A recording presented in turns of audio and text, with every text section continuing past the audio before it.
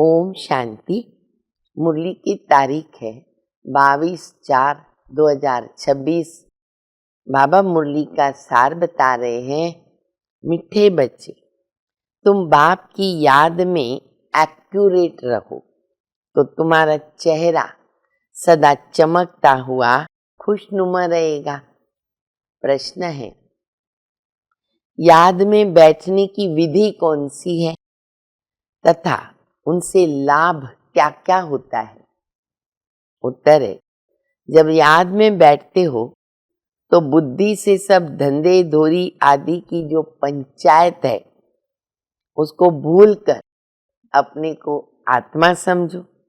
दे के संबंधों की बड़ी जाल है, उस जाल को हप करके दे अभिमान से परे हो जाओ। ये विधि बता रहे। अर्थात आप मुए, मर गई दुनिया, जीते जी सब कुछ भूलकर एक बाबा की याद रहे। ये है अशरीरी अवस्था। इसमें आत्मा की कट जो जंक है वो उतरती जाएगी। मुरली का गीत है, रात के राही थक मत जाना, सुबह की मंजिल दूर नहीं। बाबा कहते, बच्चे याद की यात्रा में बैठे हैं। जब बाबा आते हैं मुरली चलाने तो पहले बच्चे योग करते हैं। तो बच्चे याद की यात्रा में बैठे हैं ना, तो सिर्फ शांति में ऐसे बैठना नहीं है, तो धर्म में टिके हुए हैं, क्योंकि हमारी यात्रा है। भले हम बैठे हैं पर हमारी ये हम यात्रा पर है, चल रहे हैं। और ये यात्रा कौन सिखा रहे हैं? तो बाबा कहते सिखलाने वाला है बाबा। और इसी यात्रा में, इसी योग से बच्चे तुम्हारे विकर्म विनाश होंगे। फिर दूसरी बात बता रहे बाबा, मैं किसी की याद से यहाँ नहीं आता हूँ। मेरा आना ड्रामा में नूंद है। समय होता है तो मुझे आना पड़ता है, तो मेरा आना ड्रामा में नूंद है।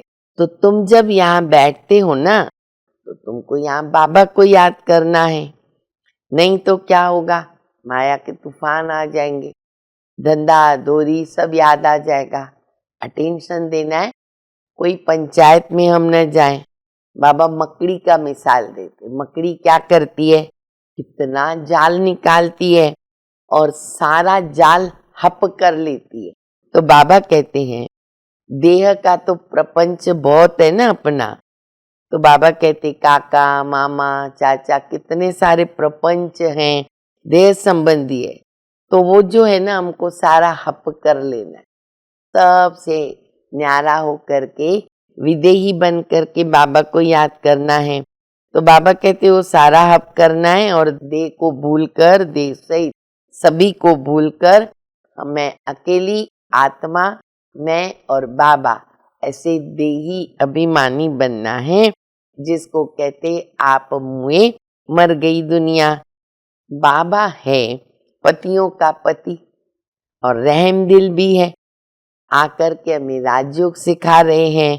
बाबा कहते इस योग से भविष्य में तुम्हारी काया भी कल्पतरु बन जाती है, अमर बन जाते हैं। फिर बाबा कहते तुम बाबा की याद से अपनी उन्नति भी करते रहते हो। तो बाबा के डायरेक्शन पर चलने का बच्चों को शौक होना चाहिए। ये भी एक शौक होना चाहिए। बाबा ने कहा, जैसे कहा वैसे मुझे करना है। हम बाबा को याद करके ही भोजन करेंगे, ये भी एक शौक होना चाहिए। बाबा की याद बिना भोजन की शुरुआत नहीं होगी। अच्छा, ऑफिस में बच्चे बैठते हैं, ऑफिसर आता है, देखता है, अरे शांत बैठे हैं, कभी आंख बंद हो जाती है, कभी गुम हो जाते हैं, वो भी आके देख के हैरान होते हैं। तो बाबा कहते हैं ऐसे बाबा को याद कहाँ भी बैठ के करना है, औरों का भी कल्याण करना है। फिर बाबा हमें चक्र की स्मृति दिलाते, बच्चे तुम क्या थे, क्या बन गए। अभी वो समय जल्दी आएगा, सबको पता पड़ेगा।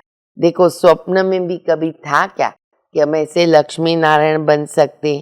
नहीं था। लेकिन अभी सब धर्म कर्म अपने भूल गए, देवताएं कोई गंदी चीज नहीं खाते, तो तुम बच्चों को भी देवता बन रहे तो कोई गंदी चीज नहीं खानी है। बाबा को भी एक्यूरेट याद करना है, एक्यूरेट योग में बैठना है। कोई आधा घंटा बैठते, कोई 15 मिनट बैठते, कोई बिल्कुल याद नहीं करते। जो बाबा की याद में रहते हैं ना, उनका चेहरा खुशनुमा रहता है, चमकता रहता है, उन्हें अतीन्द्रिय सुख भासता है। तो बाबा कहते इसे याद से ही तुम एवर हेल्दी वेल्दी बनते हो। अभी तुम मास्टर बीज रूप बनते हो, स्वदर्शन चक्र भी फिराना है, लाइट हाउस हो, तुमको सबको रास्ता बताने का है। फिर बाबा कह रहे कि सन्मुख में जो बाबा की मुरली सुनते वो फर्स्ट क्लास, सेकंड नंबर वाले हैं टेप मशीन से सुनने वाले, और थर्ड नंबर में है जो बाबा की मुरली छप के आती है वो सुनने वाले। तो हम तो तीनों में भाग्यशाली बनते हैं, सन्मुख भी सुनते, टेप से भी सुनते और यह भी पढ़ते हैं। अभी हम सुनेंगे धारणा के लिए मुख्य सार। बाबा के हर डायरेक्शन पर चलकर अपनी उन्नति करनी है। एक, बाबा से सच्ची प्रीत रखनी है। याद में भोजन बनाना भी है और खाना भी है। दूसरा, स्पिरिचुअल लाइट हाउस बनकर सबको मुक्ति, जीवन मुक्ति का रास्ता बताना है और बाबा के समान कल्याणकारी जरूर बनना है। वरदान है, ईश्वरीय शान में स्थित रहकर हर कर्म शानदार बनाने वाले सर्व परेशानियों से मुक्त भव। सदा से ईश्वरीय शान में रहो। मैं बाप दादा का नूरे रतन हूँ। हमारे नैनों नजरों में कोई भी चीज समा नहीं सकती। इस शान में रहने से भिन्न भिन्न प्रकार की परेशानियां स्वतः ही समाप्त हो जाएगी। कोई भी प्रकार की कंप्लेंट नहीं रह सकती है। जितना जो अपनी ऊंची शान में स्थित रहते हैं उन्हें मान भी स्वतः ही प्राप्त होता है और उनके हर कर्म शानदार होते हैं। स्लोगन है, ट्रस्टी वह है जो अपना सब कुछ बाबा के हवाले कर दे।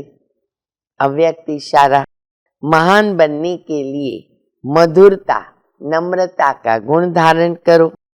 आपके हर बोल में मधुरता, संतुष्टता, सरलता की नवीनता हो। ब्राह्मण आत्माओं के बोल साधारण बोल न हो।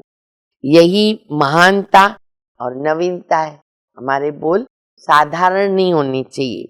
मधुर बोल, मधुर संस्कार, मधुर स्वभाव द्वारा दूसरों का भी मुख मीठा कराते रहो। सदा अथक भव, मधुर भव के वरदानों से बढ़ते रहो और उड़ते चलो। अच्छा, मीठे मीठे सिकिल दे बच्चों प्रति माता पिता बाप दादा का याद प्यार और गुड मॉर्निंग। रूहानी बाप की रूहानी बच्चों को नमस्ते। हम सभी रूहानी बच्चों की रूहानी माता पिता बाप दादा को याद प्यार, गुड मॉर्निंग, नमस्ते नमस्ते, शुक्रिया बाबा शुक्रिया। ओम शांति।